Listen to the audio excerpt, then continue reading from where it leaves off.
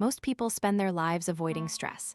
But what if I told you that your survival depends on seeking it out? Today, we're decoding hormetic stress, the counterintuitive science of using controlled pressure to make your body and brain virtually bulletproof. This phenomenon is known as hormesis, where low doses of biological stressors trigger powerful protective responses. Think of it as a vaccine for your resilience, a short, intense cold plunge or a high intensity workout signals your cells to repair and upgrade.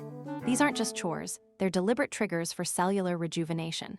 When you embrace controlled discomfort, you aren't just enduring, you're activating dormant genetic pathways that fight inflammation. Interestingly, studies show that individuals who engage in these intermittent stressors display significantly higher cognitive flexibility and emotional regulation. It turns out that comfort is often the enemy of progress. But there's a hidden danger in how you dose these stressors that could backfire if you get it wrong. We'll explore the Goldilocks zone of stress in a second. But first, consider how your mindset changes your physical outcome. Controlled stress transforms you from a creature of habit into a highly adaptive organism. By choosing your challenges, you hack your biology to peak performance. Subscribe for more science, backed hacks, and comment below.